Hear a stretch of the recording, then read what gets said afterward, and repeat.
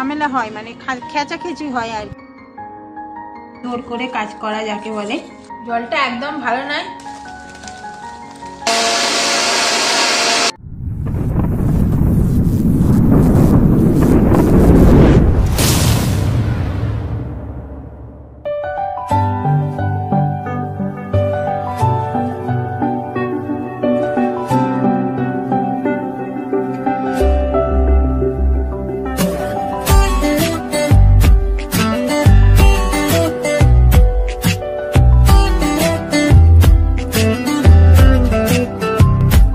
Good morning বন্ধুরা, আশা করছি আপনারা সকলে ভালো আছেন, আমরাও অনেক ভালো আছি। তো সকালবেলা বাবু মান্টু স্কুলে যাবে, তো সেই জন্য টিফিনটা প্যাক করে দিলাম। আর আজকে একটু ঝাল সুজি বানিয়েছি, আর যেহেতু আপনাদের সাথে কিছুদিন আগেই ঝাল সুজি শেয়ার করেছি, তো সেই জন্য আর ওই ঝাল সুজি বানানোটা আর আপনাদের সাথে শেয়ার করলাম না। তো এই যে মান্টুকে রেডি করে দিয়েছি। তো বাবু আগেই চলে গেছে স্কুলে, আর মান্টু ঠাকুরকে নমস্কার করে নিল। নমস্কার করে নিয়ে এই যে মহারানী এখন বার হচ্ছে। তো ওর পাপা নিচেই চলে গেছে, আর নিচেই গিয়ে দেখছে যে জল এসেছে, মানে খাওয়ার জল এসেছে। তো সেই জন্য মেয়ে একটা হাতে করে জলের ডাব্বা নিয়ে যাচ্ছে। তো চলুন, মেয়েটা স্কুলে চলে গেল, আমি একটুখানি ঘুমিয়ে নিই। তো ছেলে মেয়েকে স্কুলে পাঠিয়ে দিয়ে একটুখানি শুয়ে পড়েছিলাম। তো তারপরে ঘুম থেকে উঠে ঘরের ঝাড়ু মারা, রগ মোছা, বাসন ধোয়া, মোটামুটি যে টুকিটাকি কাজগুলো থাকে সেইগুলো সব করে আপনাদের সাথে একটুখানি কথা বলতে এলাম। আর আজকে এখনো পর্যন্ত সূর্যের আলোর কোনো ঠিক ঠিকানা নেই। সেই সকালবেলা পুরো কুয়াশাচ্ছন্ন মেঘাচ্ছন্ন ছিল, আর এখনো পুরো সাদা হয়ে আছে। এই যে সাদা হয়ে আছে, কিন্তু এখনো পর্যন্ত রোদ কোনো মানে রোদের দেখা নেই। কালকে এই যে বাদাম, তারপরে ছোলা, কিশমিশ এইগুলো ভালো করে ধুয়ে আর ভিজিয়ে দিয়েছিলাম। আর এই জলটা খেলে নাকি খুব উপকারী। তো এই যে বাসনগুলো ধুয়ে নিয়েছি। তো এই জলটা খাবো বলেই আমি আর কি সব ধুয়ে দিয়েছিলাম। আর এই জলটা শরীরের পক্ষে খুব উপকারী। বাদাম, তারপরে ছোলা, কিশমিশ এই তিনটের জল একসাথে মিলিত হলে নাকি প্রচুর উপকার পাওয়া যায়। তো সেই জন্য এই জলটা আমি খালি পেটে খাবো। আর এই যে এই তিনটে, কিছুটা এখন খাবো আর কিছুটা বিকালবেলা খাবো। এটা গরম জলে খেলে বা গরম দুধে দিয়ে খেলে বেশি ভিটামিন পাওয়া যাবে, মানে বেশি ভালো হবে আর কি। তো আমি আজকে দুধটা খাবো না, তার কারণ একটু পরে আর কি দেখাচ্ছি। আপাতত এটা একটু গরম জল দিয়ে খাবো, আর এইটা আর কি এখন খালি পেটে খাবো। আর ছেলে মেয়েকে ভাজা সুজি করে দিয়েছিলাম, তার থেকে কিছুটা এই যে রেখে দিয়েছি। ভাজা সুজি খেতে আমার খুব ভালো লাগে, আর তেল জাতীয় জিনিস খাচ্ছি বলে আরও আর কি দুধটা এখন খাবো না। কালকে দেখি, কালকে যদি ভিজিয়ে মানে রোজের ভিজু দিই এইগুলো, তাহলে আর কি দুধ দিয়ে খাবো। আর রুটি করেছিলাম, ছেলে মেয়েগুলো বললো রুটি খেয়ে যাবে, কিন্তু এই যে 2 পিস রুটি ছিল। তো ছেলে মেয়েগুলো বললো খাবে, বাট স্কুল যেতে লেট হয়ে গেছে বলে দুধ খেয়েই চলে গেছে। আর স্কুলে তো খাওয়াই কোনো অসুবিধাই নেই। তো যাই হোক, রুটিগুলো যদি খাবার হয় খাবো, না হলে আপাতত এই ছোলা বাদাম এইগুলো সব খেয়ে নিই। আপাতত আজকের খাবার অনেকগুলোই সকালবেলার আছে, তো রুটিটার দিকে পরে যাব। আপাতত এইগুলো খেয়ে নিই। তো তার আগে এই জলটা খাই, যেহেতু এই জলটা খুবই পুষ্টিকর, এই জলটা আগে খাই। তো ছোলার জল আমার খেতে ভালো লাগে না, আর এতে কিশমিশ বাদাম আছে, জানি না জলটা কেমন হবে, একদম ভালো নয়।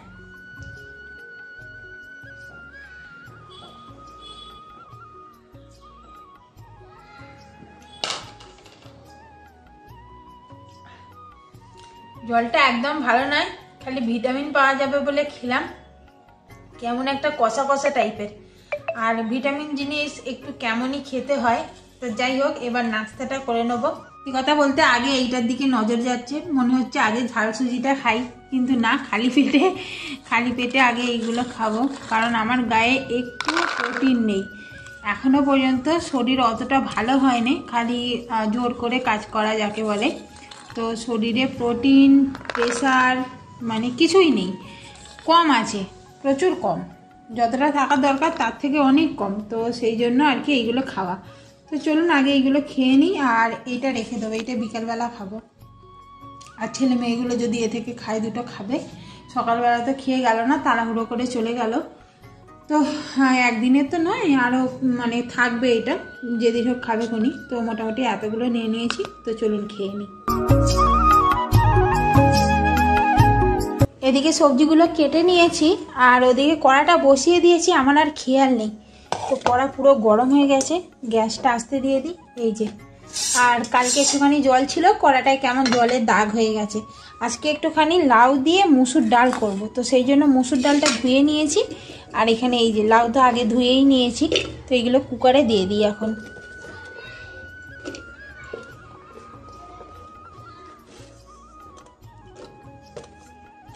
তার সাথে সিম রান্না করব, তো সিম কেটে নিয়েছি, বেগুন কেটে নিয়েছি, এখানে পেঁয়াজ ছাড়িয়ে নিয়েছি, আর এখানে আলুগুলো জলে দিয়েছি।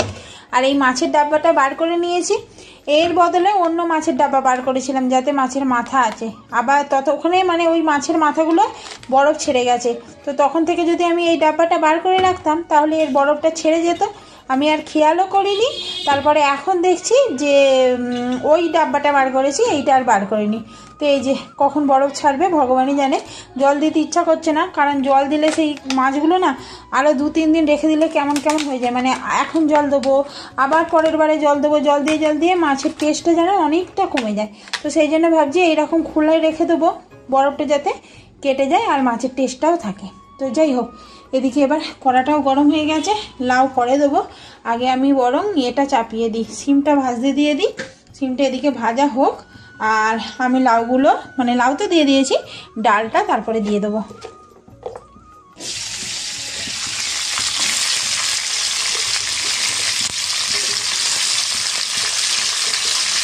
চাপিয়ে দিয়েছি, আর এই দেখুন এখন রোদ উঠছে, এতক্ষণ বাদে রোদ উঠছে।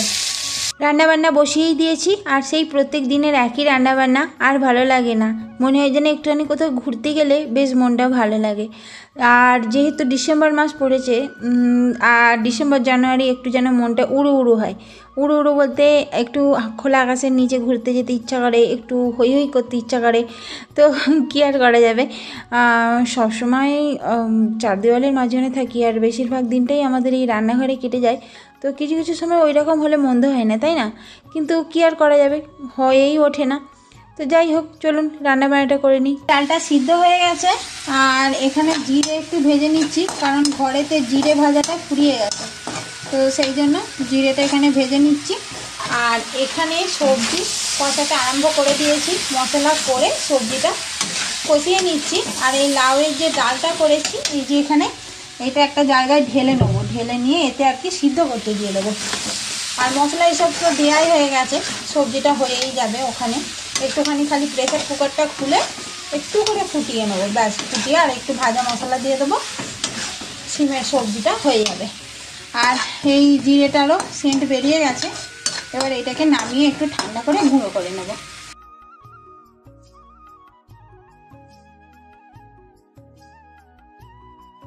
জিরেটা গুঁড়ো করতে এবার দিয়ে দিলাম মিক্সচার মেশিনে।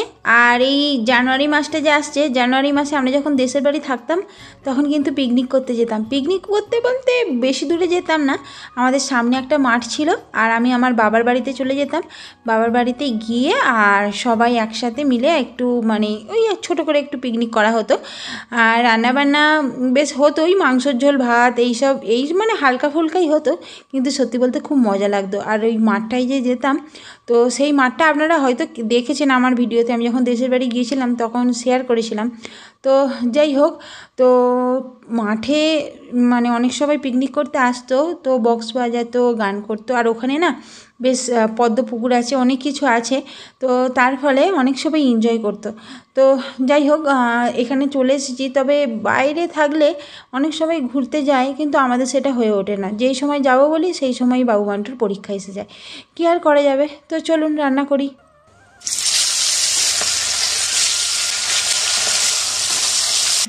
তো এখানে রান্না বান্না হয়ে গেছে, এখানে সিমের সবজি করে নিয়েছি, একটু মাখো মাখো। আর এখনো পর্যন্ত ভাব উঠছে, কারণ আমার চান টান হয়ে গেছে। চান টান করে তারপরেই আর কি আপনাদের দেখাচ্ছি। আর এখানে মাছের ঝাল হয়েছে, একটু জুসি জুসি করেছি, কারণ এই জুসটা মানে মাছের থেকে আমার জুসটা বেশি ভালো লাগে। তো অনেক সময় কি হয়, কড়াতে রেখে দিলে মোটামুটি কড়াটা গরম থাকে, জুসটা অনেকটা টেনে যায়। তো সেই জন্য আজকে বাটিতে নামিয়ে নিয়েছি। তো জুসটা যেমন রেখেছি সেই রকমই আছে। আর ডালটা তো আপনারা দেখলেন। তো এখানে লাউয়ের ডাল, শিমের সবজি, আর এখানে মাছের ঝাল। আজকে সবাইয়ের লেজা। তো আজকে দুপুরবেলার এইটাই খাবার দাবার। তো চলুন ভাতগুলো বেড়ে নিই আর খাওয়া দাওয়াটাও করে নিই।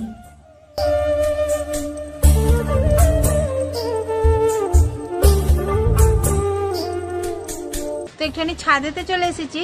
আর অনেক দিন বাদে, মানে কি দাঁত তোলার পরে আমার আর শ্যাম্পু করাই হয়নি, যেহেতু দাঁতের গোড়াটা কাঁচা ছিল। তো অনেক দিন বাদে আর কি শ্যাম্পুটা করলাম, শান্তি হলো আর কি। এত ময়লা হয়েছিল, চুল আঁচড়াতেই বিরক্ত লাগছিল। তো ছাদে উঠলে তো হাঁপিয়েই যাই। আর আকাশটার অবস্থা দেখুন, পুরো মেঘলা মেঘলা করে আছে সারাদিনটা। ওই যে দুপুরবেলায় একটুখানি হালকা করে রোদ উঠলো, ওইটুকুইটাই ফার্স্ট আর ওইটুকুইটাই লাস্ট। তারপরে আবার যাকে তাই সেই প্রথমের রূপে চলে আসলো, মেঘলা মেঘলা আকাশ। আর এখন এমন হয়ে আছে, আকাশটাকে দেখলেই কান্না পাবে। দূরেতে সেই কুয়াশাচ্ছন্ন হয়ে গেছে, ওই দিকে বড় বড় বিল্ডিংগুলো যে আছে একদম ওই দিকে পুরো কুয়াশাচ্ছন্ন হয়ে গেছে, ভালোভাবে আর দেখা যাচ্ছে না। আর শীতকালের যে একটা ভাব, সেইটা পুরো বোঝা যাচ্ছে আর কি। আর ঠান্ডা ঠান্ডা আবহাওয়াতে যেহেতু রোদ উঠছে না ভালো করে, সেহেতু ওই ডামের জল একদম গরম হচ্ছে না। চান করতে গিয়ে এত ঠান্ডা লাগছে কি বলবো। এখানে অতটা ঠান্ডা পড়ে না, তো দেশের বাড়িতে যদি প্রচুর ঠান্ডা পড়ে আর আভাসটা একটু আসে, কিন্তু ঠান্ডা ঠান্ডা না পড়লেও সূর্যর যে আলোর যে তাপটা থাকে না, তাতে বোঝা যায় যে এটা শীতকাল পড়েছে আর কি। তাপটা পুরো কমে যায়, তারপরে কুয়াশাচ্ছন্ন হয়ে থাকে।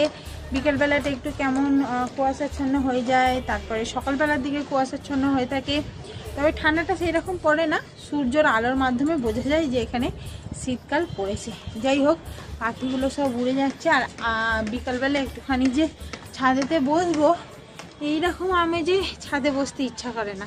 বেশ একটু রোদ ঝলমলে হবে আর ঠান্ডা ঠান্ডা বাতাস বইছে। আর আমি কিছুদিন আগেই দাঁত তুলেছি, এই ঠান্ডা ঠান্ডা যদি হাওয়াতে বসি না, তাহলে আমার হয়েই যাবে। জামা কাপড়গুলো দিতে এসেছিলাম, তো ভাবলাম একটুখানি আপনাদের সাথে কথাই বলি।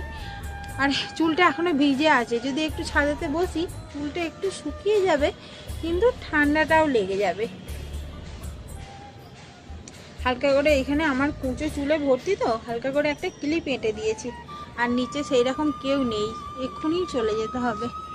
তো মনও চাইছে না সেই রকম যে এইখানে বসি, কারণ ঠান্ডা ঠান্ডা এইরকম আবহাওয়ায় বসতে ইচ্ছা করে না। তো যাই হোক, নিচে যাব, একটুখানি এডিটিং করব। এডিটিং বিকালবেলা একদম ঘুমোনো হচ্ছে না, তার কারণ হচ্ছে এডিটিং ফেডিটিং না করে রাখলে সংসারের কাজ করতে করতে মোটামুটি অনেক রাত হয়ে যাচ্ছে, 11টা 12টা বেজে যাচ্ছে। তখন আর এডিটিং করার এনার্জি থাকছে না।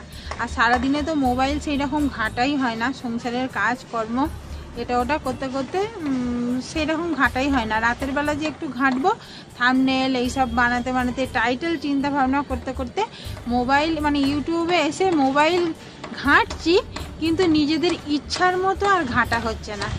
তো ওদিকে ঘর হচ্ছে, ঠোকাঠুকি চলছে অলরেডি। আর এদিকেও কাদের কি করছি কি জানি, ঠক ঠক ঠক ঠক করে ঠুকেই যাচ্ছে।